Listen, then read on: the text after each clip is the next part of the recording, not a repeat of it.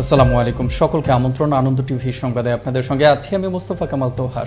পবিত্র ঈদ উল আজহা উপলক্ষে কোরবানির পশু কেনাকাটায় সামর্থ্যবান মুসলমানদের থাকে ব্যাপক প্রস্তুতি। যেতে হয় কোরবানির পশুর হাটে, বেরোতে হয় অনেক চড়াই উতরাই। তবে করোনায় বিরাজমান এই বিষাদময় পরিস্থিতিতে নারায়ণগঞ্জের সিদ্ধিরগঞ্জের আরকে এগ্রো নিয়েছে এক ব্যতিক্রমী উদ্যোগ। সম্পূর্ণ প্রাকৃতিক পরিবেশে দেশীয় ভেষজ খাবারে লালন পালন করা গরুগুলো বুকিং দিলেই ক্রেতারা পাবেন ঈদের 4 দিন আগেই হোম ডেলিভারি। নারায়ণগঞ্জ থেকে সৈয়দ সিফাত লিঙ্কনের তথ্য ভিডিও চিত্রে ডেস্ক রিপোর্ট।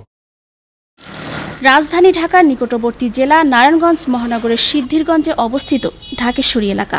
এখানে গড়ে তোলা হয়েছে আরকে ফার্ম লিমিটেডের গরু প্রস্তুতকারী সুবিশাল আকারের খামার। প্রথমেই চোখে পড়ল করোনা রোধে সুরক্ষিত থাকার প্রয়াস। নিজস্ব জমিতে চাষ করা কাঁচা ঘাস ও প্রাকৃতিক উপায়ে তৈরি খড়ভুসি দিয়ে গরুর পুষ্টি বিবেচনায় লালন পালন করা হচ্ছে এখানকার কোরবানির পশু। খামারের পাশেই 12 মাসই চাষ হয় গরুর খাদ্য উপযোগী উদ্ভিদের। শতভাগ হালাল ও প্রাকৃতিক উপায়ে স্বাস্থ্যসম্মত এ সকল গরু দামেও স্বাভাবিক বাজার মূল্যের মধ্যে থাকায় চাহিদাও বেড়েছে ব্যাপক। ক্রেতারা চাইলেই পাচ্ছেন স্বাস্থ্যবিধি রক্ষা করে জবাই করে হোম ডেলিভারির মতো ব্যবস্থা। খামারে প্রবেশকারী প্রতিটি ক্রেতাই জীবাণুনাশক টানেল থেকে বের হতেই প্রতিষ্ঠানটির পক্ষ থেকে প্রদান করা হচ্ছে সুরক্ষা উপকরণ। খাদ্য হিসেবে গরুকে প্রাকৃতিক উপায়ে তৈরি খড় ভুসি ও জমিতে চাষ করা কাঁচা ঘাস খাওয়ানো হচ্ছে।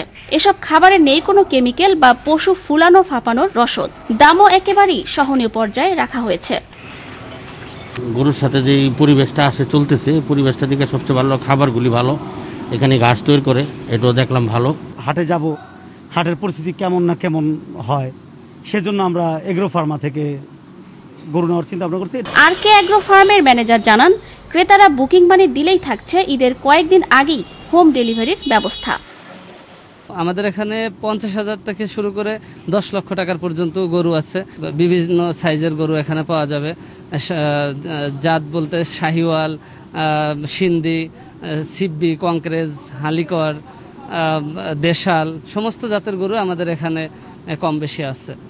করোনার এমন পরিস্থিতিতে কুরবানির হাটে যাওয়ার বদলে নিরাপদ দূরত্ব এবং সরকারি নির্দেশনা মোতাবেক দেশের প্রতিটি ফার্মে যদি আরকে এগ্রোর মতো ক্রেতাদের জন্য উন্মুক্ত করে দেওয়া হয়, তবে কিছুটা হলেও সুরক্ষিত থাকব সবাই।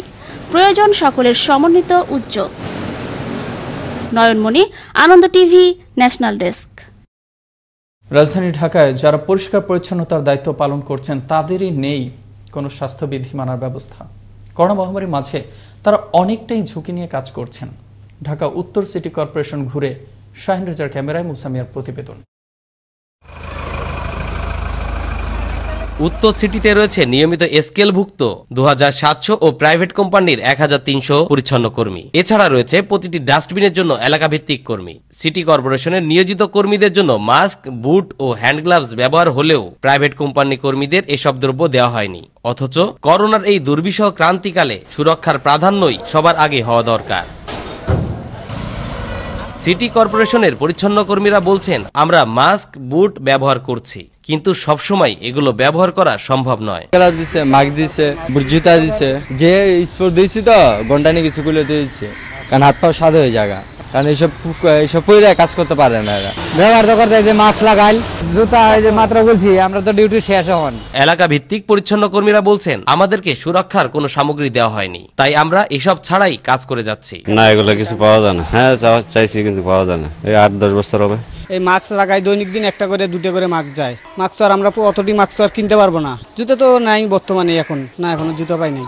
বিষয়টি জানতে চাওয়া হলে সিটি কর্পোরেশনের কর্মকর্তা জানান, এদের যে ব্যক্তিগত সুরক্ষার বিষয়টি, এটা বিভিন্ন এলাকায় বেসরকারি যে লোকজন কাজ করছে তাদেরই দায়িত্বের ভিতর পড়ে। সপ্তাহ 2 আগে একটা মিটিং করেছি। ওই মিটিংয়ে আমরা বলেছি যে আপনারা এই ধরনের ব্যক্তিগত সুরক্ষার বিষয়টি, স্পেশালি যারা কাজ করছে তাদের গ্লাভস, মাস্ক, হ্যান্ড স্যানিটাইজার বা সাবান সরবরাহ করার জন্য কিছু এলাকায় দিচ্ছে, কিছু এলাকায় দিচ্ছে না। তাই আমরা চেষ্টা করব আবার এই জিনিসটা মনিটর করে এটা নিশ্চিত করার জন্য। সিটি কর্পোরেশন যারা বিভিন্ন STS সেকেন্ডারি ট্রান্সফার স্টেশন থেকে ময়লা গাড়িতে তুলে দিচ্ছে, এদের জন্য আমরা কিন্তু যথেষ্ট সংখ্যক ব্যক্তিগত সুরক্ষা সামগ্রী ইস্যু করেছি।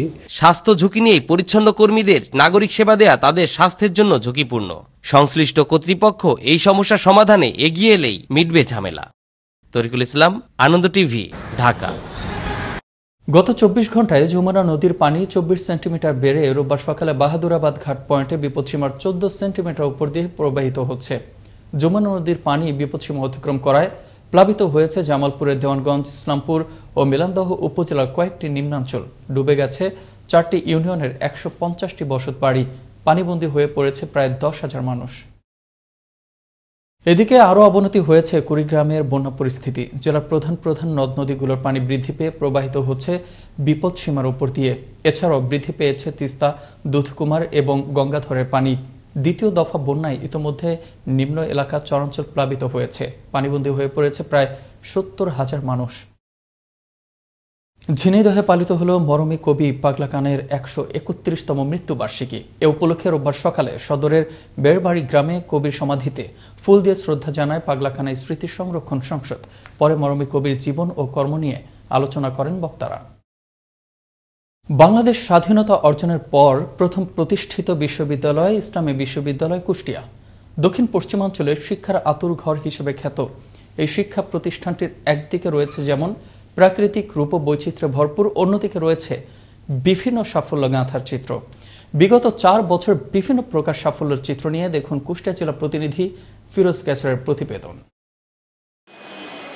বিশ্ববিদ্যালয়টির সর্বাধিক উন্নয়নমূলক কাজের মধ্যে 16 বছর পর চতুর্থ সমাবর্তন অনুষ্ঠান পালন, জাতির পিতা বঙ্গবন্ধু শেখ মুজিবুর রহমানের মৃত্যুঞ্জয় মুজিব নামের মুরাল স্থাপন, বঙ্গবন্ধু চেয়ার প্রতিষ্ঠা এবং বঙ্গবন্ধু চেয়ার প্রফেসর নিয়োগ, বঙ্গবন্ধু হলের সামনে 7ই মার্চের ভাষণ উপলক্ষে উদাত্ত আহ্বান ও শাশ্বত মুজিব নামের আলাদা 2টি মুরাল স্থাপন, মুজিব বর্ষে ক্ষণ গণনায় ডিজিটাল ঘড়ি স্থাপন, প্রথমবার পূর্ণাঙ্গ অগ্রানুগ্রাম সরকার অনুমোদিত গবেষণা নীতিমালা সংস্কার, কারিকুলামের উন্নয়ন, 5টি অনুষদ থেকে 8টি অনুষদের রূপান্তর, 22টি বিভাগ থেকে 34টি বিভাগে উপনীতকরণ, বর্ষভিত্তিক শিক্ষা ব্যবস্থা বন্ধ করে সেমিস্টার ভিত্তিক পদ্ধতি চালুকরণ এবং সেশন জট দূরীকরণে বর্তমান বিশ্ববিদ্যালয় প্রশাসনের ভূমিকা চোখে পড়ার মতো। বর্তমান প্রশাসন যে স্বচ্ছতা ভিতর দিয়ে চলছে, আগামীতেও আরও সুন্দরভাবে এই বিশ্ববিদ্যালয়টি পরিচালিত হবে। বিশেষ করে বর্তমান প্রশাসনের দায়িত্ব নেওয়ার পর থেকে এই বিশ্ববিদ্যালয় একদিনের জন্যও কোনো বন্ধ হয় নাই। এছাড়াও বিভিন্ন দেশের 8টি বিশ্ববিদ্যালয়ের সাথে এমওইউ স্বাক্ষর বিশ্ববিদ্যালয়টিকে করেছে আরও স্বনামধন্য। বিগত 4 বছর এই বিশ্ববিদ্যালয়ের শিক্ষার যে পরিবেশ বিরাজ করছে বা করেছে, এটি অবশ্যই অব্যাহত থাকুক। এই ভাইস চ্যান্সেলর মহোদয়কে যাতে সরকার আবার পুনরায় তার এই কাজের ধারা এবং উন্নয়নের ধারা অব্যাহত রাখার জন্য এই বিশ্ববিদ্যালয় রাখেন, সেই প্রত্যাশা রাখি। এমন অভূতপূর্ব উন্নয়নমূলক কাজে দেশব্যাপী অন্যভাবে ভিন্ন আঙ্গিকে ব্যাপক পরিচয় পরিচিতি লাভ করেছে এই বিশ্ববিদ্যালয়টি। আমি চেষ্টা করেছি, আমার এই সময়কালে চেষ্টা করেছি যে মহান মুক্তিযুদ্ধের চেতনার আদর্শে, জাতির পিতা বঙ্গবন্ধু শেখ মুজিবুর রহমানের চেতনার আদর্শে এবং মাননীয় প্রধানমন্ত্রী জননেত্রী শেখ হাসিনার শিক্ষা দর্শনকে বাস্তবায়িত করার জন্যে এবং চতুর্থ একটা শিল্প বিপ্লবের যে চ্যালেঞ্জগুলো সেগুলো মোকাবেলা করবার উপযোগী এবং বাংলাদেশের যে ডেমোগ্রাফিক ডিভিডেন্ড সেটার সর্বোচ্চ ব্যবহারের উপযোগী জনসম্পদ গড়ে তোলার জন্য আমি এখানে 4 বছর কাজ করেছি। তাই ইসলামী বিশ্ববিদ্যালয় কুষ্টিয়ার বর্তমান ভিসি হারুনুর রশিদ আসকারীর এই প্রশাসনকে পুনরায় বহাল চান বিশ্ববিদ্যালয় কর্তৃপক্ষ। মুস্তফা কামাল তোহা, আনন্দ টিভি, ন্যাশনাল ডেস্ক।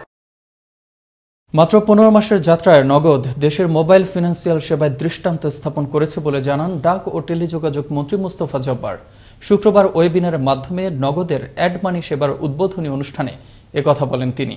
ভিসা ও মাস্টার কার্ড থেকে এখন খুব সহজেই কোনো ধরনের চার্জ ছাড়াই বাংলাদেশ ডাক বিভাগের ডিজিটাল আর্থিক লেনদেন সেবা চালু করেছে নগদ।